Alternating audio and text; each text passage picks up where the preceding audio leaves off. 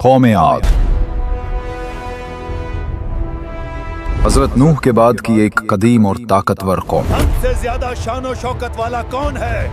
ہم ہی اس زمین کے وارث ہیں اور ہم ہی ہمیشہ رہیں گے۔ وہ زمین پر اپنے آپ کو خدا ماننے لگے۔ وہ بڑے بڑے پہاڑوں کو تراش کر ان سے محل بناتے تھے اور فخر سے کہتے تھے، دیکھو ہم نے کتنے عظیم شان محلات بنائے ہیں، کیا کوئی ان کو گرا سکتا ہے؟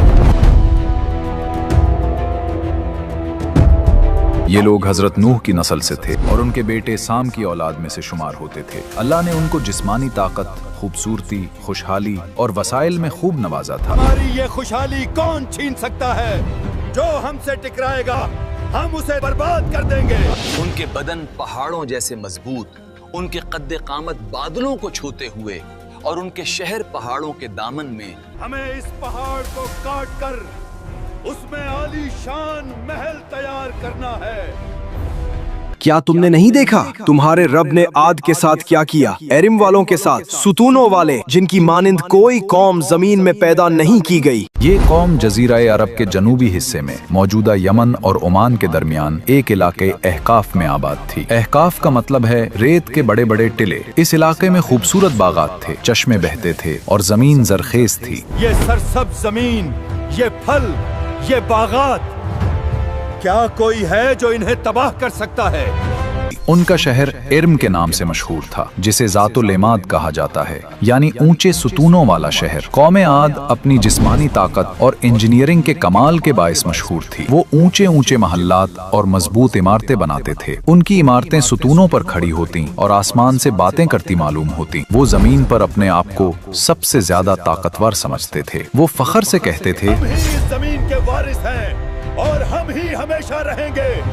یہ غرور اور یہ تکبر ہی ان کی بربادی کا سبب بنا۔ وہ اس حقیقت سے غافل ہو گئے کہ جس رب نے ان کو قوت دی ہے وہی ان سے یہ قوت چھین بھی سکتا ہے۔ وقت گزرتا گیا اور ان کے دلوں میں کفر اور سرکشی مزید بڑھتی گئی۔ پھر اللہ نے ان کی طرف اپنا پیغمبر حضرت ہود علیہ السلام بھیجا۔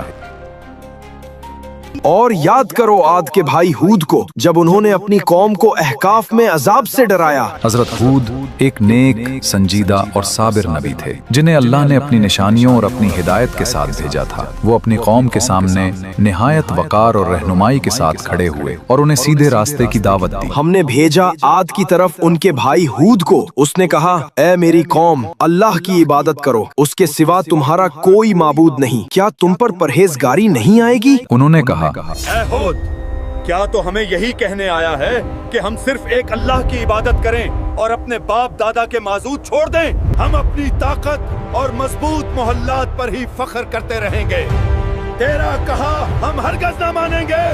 ہود علیہ السلام نے اپنی قوم کو ان کے اعمال کی نشانیاں دکھائیں، ان سے امید و ہدایت کی اپیل کی اور انہیں برائی سے روکا۔ مگر قوم عاد کی سنجیدہ اکثریت ہود علیہ السلام کی نصیحت کو نظر انداز کرتی رہی اور بعض نے تو کھلے الفاظ میں ان کی بات کا مذاق اڑایا اور کہا، اے ہود، تم ہمیں ایک خدا کی داد دیتے ہو اور اس خدا سے ڈرنے کو کہہ رہے ہو جو دکھائی نہیں دیتا۔ جاؤ، ہم کسی سے نہیں ڈرتے۔ کیا اس کائنات میں کوئی ہم سے بھی زیادہ طاقتور ہے؟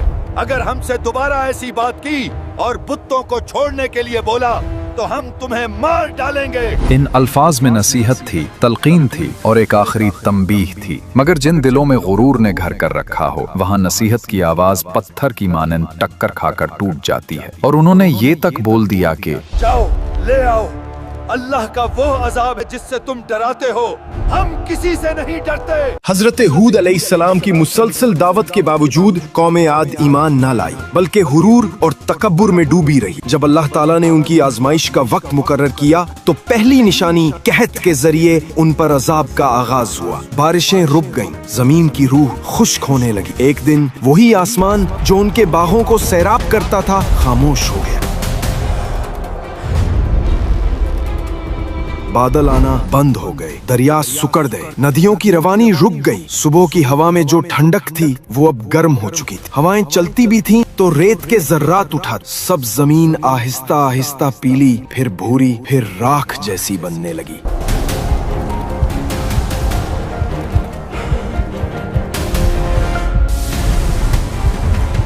कुरान में इशारा है आद ने जमीन में नाहक तकब्बुर किया और मुफस्सरीन लिखते हैं कि अल्लाह ने उन पर आसमान बंद कर दिया। 3 साल तक बारिश का एक कतरा न गिरा। रिवायात के मुताबिक अल्लाह ने उन पर 3 साल तक बारिश बंद कर दी। उनके खेत जल गए, दरख्तों के पत्ते झड़ने लगे, खिजूरें सूख कर रेत बन गईं और जमीन पर दरिया और नहरें नापैद हो गईं। औरतें बच्चों को लेकर आसमान की तरफ देखती, मगर वहां सिर्फ धूल और धुआं नजर आता। जानवर प्यास से मरने लगे और फसलों के बीज जमीन में जलकर खत्म हो गए।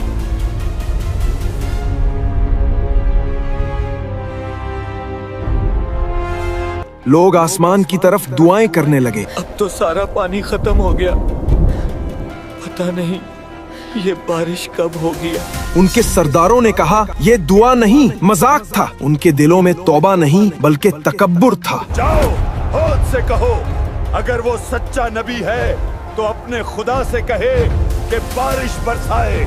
हजरत हूद अलैहिस्सलाम ने फरमाया मेरे रब के पास सब कुछ है, लेकिन जब तुम उससे मुंह मोड़ चुके हो तो अब तुम पर रहम नहीं बल्कि आजमाइश है। फिर एक दिन आसमान पर 3 बादल नमूदार हुए, एक सुर्ख, एक सफेद और एक सियाह। ये बादल ना आम थे ना खामोश, बल्कि आसमान पर ऐसे टके हुए थे जैसे फैसले का इंतजार कर रहे हो। फिर आसमान से एक फरिश्ता नाजिल हुआ।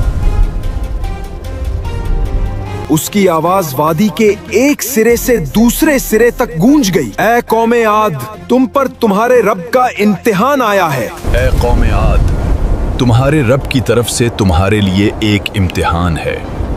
इनमें से एक बादल चुनो। कौम के सरदार एक दूसरे की तरफ देखते हैं और कहते हैं हमें सुर्ख बादल चुनना चाहेगा। नहीं, सुर्ख बादल में कुछ नहीं होगा, हम सफेद बादल चुनते हैं। ओह, इसमें पानी होगा। नहीं, काला बादल, काले बादल में पानी है, वो हमें सैराब करेगा, वही रहमत है। उन्होंने सियाह बादल चुना, मगर वो नहीं जानते थे कि उस बादल में रहमत नहीं बल्कि कहर छुपा हुआ है। फिर वो फरिश्ता गायब हो गया और वादी पर सन्नाटा छा गया। उनके चेहरों पर खुशी थी, लेकिन आसमान पर गुस्सा छा रहा था। बादल उनकी वादी की तरफ बढ़ता जा रहा था, आसमान सियाह होता जा रहा था। ए हो, देखो तुम्हारे खुदा ने हमारे लिए बादल भेज दिया। हवा में नमी और ठंडक बढ़ने लगी। सब लोग खुशी और तकब्बुर से बारिश का इंतजार कर रहे थे। देखो यही तो है वो बादल, ये पानी वाला बादल है। अचानक वो बादल जो नरम लग रहा था भारी और बिजलियों से भरपूर होने लगा। उसकी गर्ज दिलों को दहला देने वाली थी और उसकी हरकत किसी आम बादल जैसी न थी, गोया वो किसी ताकत के हुक्म से चल रहा था। पहले झोंके के साथ रेत के बादल उठे, दरख्त झुकने लगे, पानी के बर्तन उड़ने लगे, औरतों की चादरें हवा में उड़ गईं और ऊंट घोड़े अपनी जगह से हिलने लगे। हवा का झोंका फिर दूसरा आया।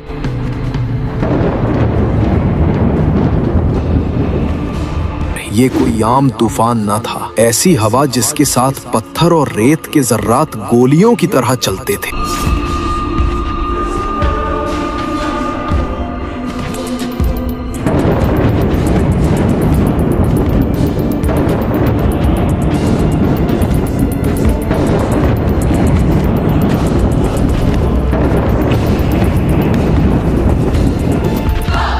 पहाड़ लरसने लगे, महल झुकने लगे। हर झोंके के साथ एक इंसान रेत में उड़ता फिर जमीन पर गिरता।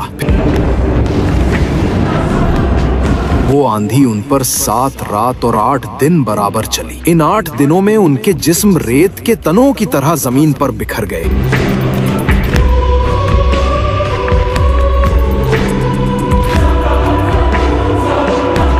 के महल जो पत्थर से तराशे गए थे अपनी बुनियादों से टूटकर जमीन में दब गए।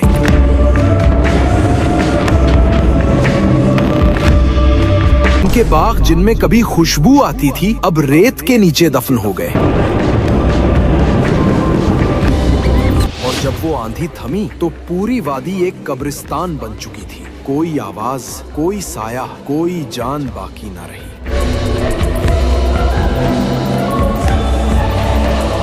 اور आद को हलाक किया गया सख्त गरजदार जबरदस्त आंधी से। वो उन पर 7 रात और 8 दिन तक बराबर चलती रही। बस देखो तुम उन्हें ऐसे पड़े हुए देखते जैसे खजूर के खोखले तने हो। हवा रुक गई, आसमान साफ हो गया, जमीन पर सिर्फ वीरानी थी।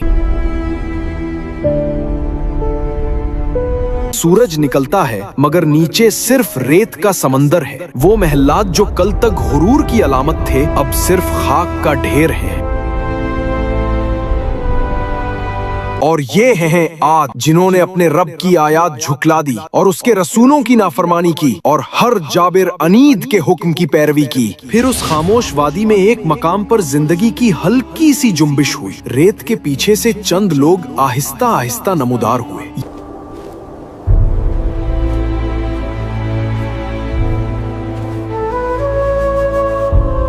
ये वो लोग थे जो हूद अलैहिस्सलाम के साथ ईमान लाए थे, जिन्हें अल्लाह ने एक पहाड़ी गार में पनाह दी थी। कुरान फरमाता है, फिर जब हमारा हुक्म आया हमने हूद और उनके ईमान वाले साथियों को अपनी रहमत से निजात दी।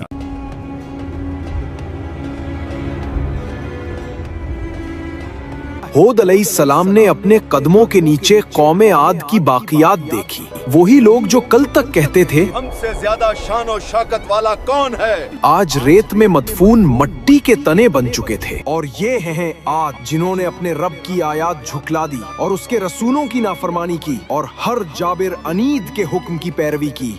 हजरत हूद अलैहिस्सलाम अपने ईमान वालों के साथ पहाड़ के किनारे पर खड़े होकर खामोशी से वादी को देखा और अल्लाह के बारगाह में दुआ की, ऐ मेरे रब तू रहम फरमाने वाला है, हमने तेरी निशानियों को देखा और तेरा इंसाफ समझ लिया। हमें उन रास्तों पर कायम रख जो तेरे मानने वालों के लिए हैं और हमारे दिलों को तकब्बुर से बचा। यूं हूद अलैहिस्सलाम की कौम मिट गई मगर उनकी दावत, उनकी नसीहत और उनकी दुआ कयामत तक बाकी रहेगी।